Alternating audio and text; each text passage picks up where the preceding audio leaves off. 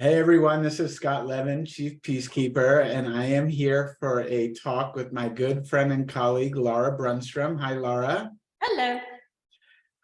Well, thank you for being here. Lara is an exceptional divorce coach Lara, why don't you introduce yourself and tell us a little bit about what you do before we hop on the topic. All right. I am a life coach who specializes in divorce. So I'm also a certified divorce coach. I love working with people in all phases of divorce, especially at the beginning. And that's where we're going to tap into today in our discussion on just kind of setting the tone for your divorce, how to interview people, how to find your team. And I work with people all the way through, whether they're lawyer on lawyer or working with a mediator like you, or trying to decide. Right now, I have an influx of people, which is typical post-January, deciding, is this another year of being miserable? Or are we going to make some changes? So the decision process, if you actually want to get a divorce. So for me, the sooner people find me, the better, because then I can help them through finding a mediator or deciding if they actually want to get divorced or what's the best path for them. And having a coach in place, you think, from the beginning lets you, like, that coach can help you plot the next steps. So that's like someone absolutely and going from the beginning. Yeah. And that's where I think we have shared a lot of clients is clients come to you and they're a little bit confused or need a little bit of guidance, and you refer them to me, and clients come to me and they're like, I don't know that we really need to go like lawyer on lawyer. We're pretty amicable. We're looking, for some options. And that's where you have come majorly into my practice, which is helping people find you. And that's where this topic really sparked from, is how do we interview a mediator? What do we look for? And that's a massive step in the right direction, is knowing, and I do this when I have clients and they don't have a mediator, I'll help them interview somebody. And really today, I think we should just cover, what your process looks like and how do people interview you? Like what questions, if you were looking for you, what would you ask? What do you want to know?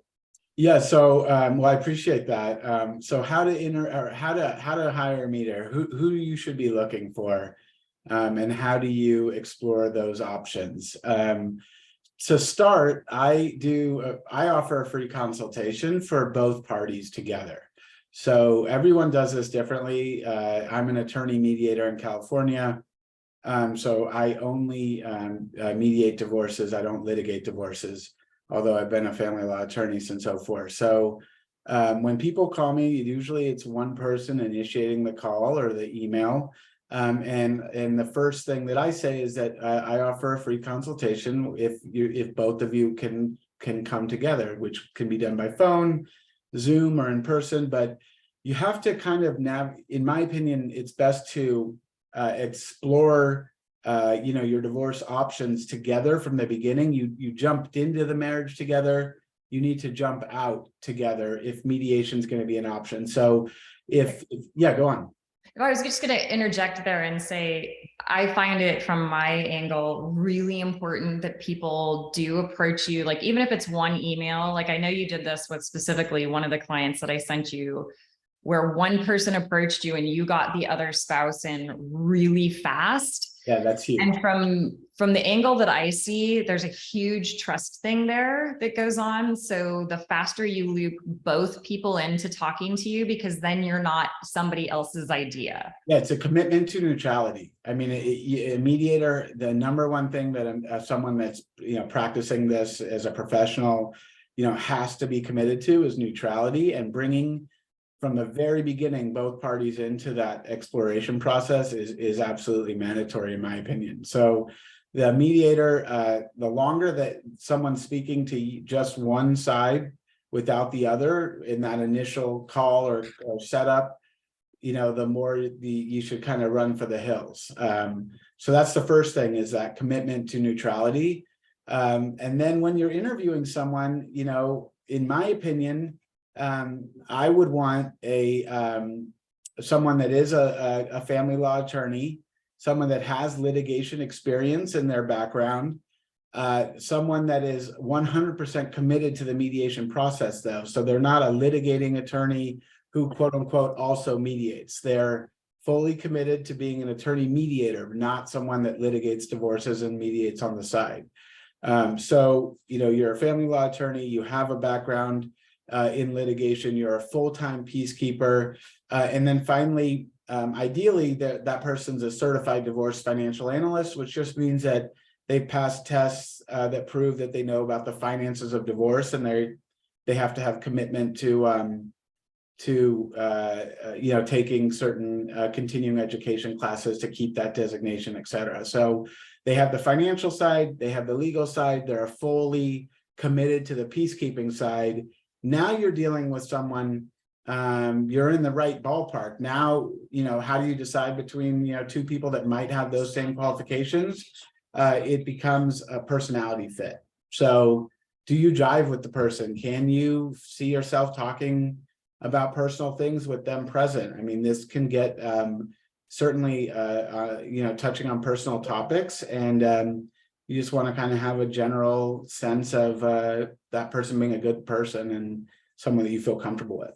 I completely agree with that. I know I had a client, I was coaching the wife, and she had told her husband she was using me as a coach, and just to kind of, give her support through the process, make sure she was showing up in the right way through it. And they were struggling. They both had attorneys, and they were referred to a mediator from one of their attorneys. And she's like, I don't like the mediator. Yeah. And I was like, okay, well, and she's like, I don't know how to approach the conversation with my husband. And I said, let me help you with the conversation. And then kind of midway, she said, would you do a Zoom with both of us and just have a conversation with both of us? Because he really wants to meet you. And I really don't know how to have this without somebody who's going to act kind of neutral and just facilitate the conversation. Well, much to my surprise, one of his first sentences out of his mouth was, I hate our mediator. That's interesting. And I was like, oh, very and so I didn't let on anything. And I'm like, okay, well, other person, how do you feel about the mediator? And she said, I can't stand the mediator. And that is one of the clients that I ended up sending to you. And they, of course, adored you and were successful in their completion of their divorce, and were very happy. And it just shows you that communication is huge. Vibe check. Like, if you trust your gut, if it doesn't feel like the right person for you, and you don't know how to have that conversation with your spouse, reach out to me. I can help you have that conversation with your spouse. Ultimately, both of you want to like the process and where you're going, and just groove with the person who's leading you. Like, you got to trust your leader, and you have to like them, like in a way that, they're comfortable. They met you, they adored you.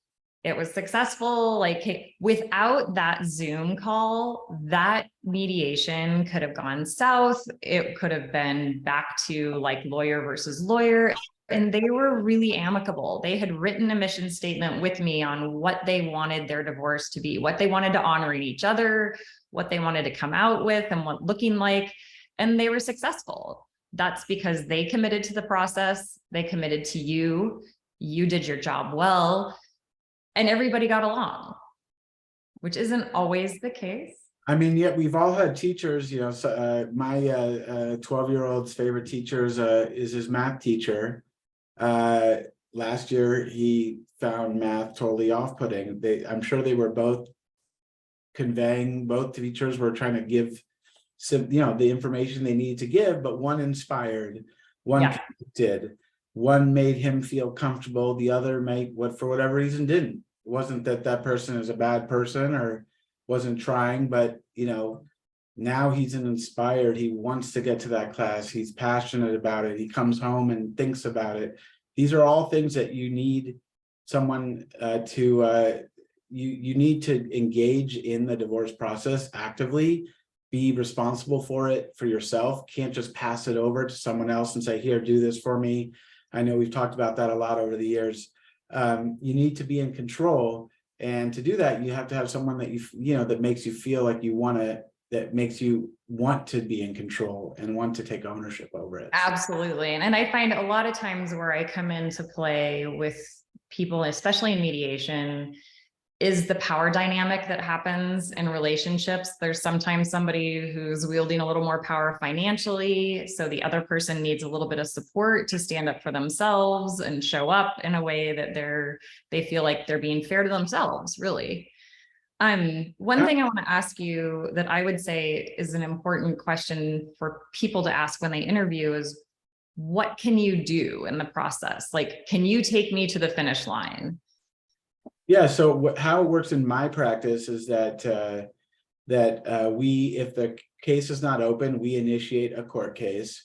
We help our clients resolve the dispute by coming up with the terms, and then we draft the marital settlement agreement, which is the legal document that spells out their settlement terms, and then we prepare the court forms to finish the process and do all that filing. So we walk our clients from the very beginning to the end of the process, and handhold them through that so that they're not going to court, they're not filling out a lot of forms, or not talking to the judge, or missing work and paying $50 to park downtown or wherever it is. They're saving themselves on that process and having to worry about those things.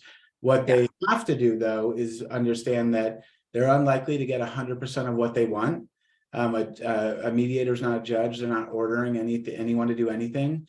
So you have to come to voluntary agreements. You have to come to the meetings, prepared to discuss things and to, being empowered to make decisions. You don't have to decide it all in meeting 1 or 2, but at some point you do need to be willing to make decisions to move things along.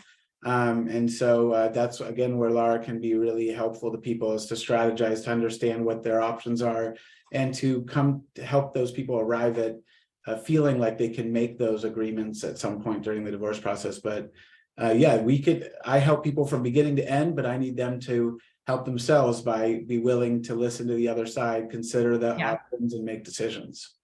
I think also, like, another question I would ask if I were interviewing would be, what is your process? And one of the things I think is really effective about your process that I enjoy from my side is you meet with people. I think it's 5, you have kind of a 5-session packet. We meet like weekly or every other week for 90 minutes. So what happens when they have you as their mediator, they go in, they have the discussion, and then if they're working with me, if the client will come over and they kind of marinate. There's a process where it's like, it's not this 14-hour go until 2 a.m., like push it through the finish line. This is a very paced process, and it allows people to make no regret decisions, marinate what the proposal is, come back to you with questions.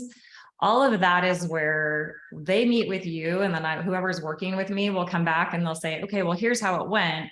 Here's kind of my gut, but I don't really know. And so then we come out with a list of questions, and sometimes they email them to you. Sometimes they bring them up in the next session. But that paced process that you work with really offers like space to breathe. I love it. I think I love hearing that, but that's what I meant, because that's why I developed that system. Everyone does it differently. I go to these conferences where, the mediation conferences where you're hearing about other people's practices, but I think it's important. These are very important decisions, and I want you to come to those decisions, but also give you room to let them breathe. And how do I feel about those things that we talk Absolutely. about? And if you're not feeling great about it, then let's continue the conversation. Yeah. And come in with, it's kind of it's like a whole body check. Like when they have their meeting with you and come back to me and they're like, I really just want to spend all this money on, a house, or I want to keep the family house, even though I'm going to be house poor and not have any money for food, but I really like my house. That gives me time to work with them on processing that out and be like, okay, well, what is it about the house? And what do you really need about that? And what do you really want about that? And are there other options? And what are those options? and then live with those options for some amount of time before you go back in and decide that, yeah, you know, I can pump up my 50% job to 75% because my kids are getting older, or I can go in 100% and I can't afford the house, or holy God, I just realized that we need a new roof and that's going to cost money. And oh my gosh, no. And like, there's just a lot of, your heart kind of tells you you want something, and then your brain's going to fight with it. So part of what I do during that breathing period that they have away from you is working through that. And I think that's why people who settle and get their divorce finished with you come out with the least amount of regret possible, because they do have that pace and they do have that time to talk to somebody.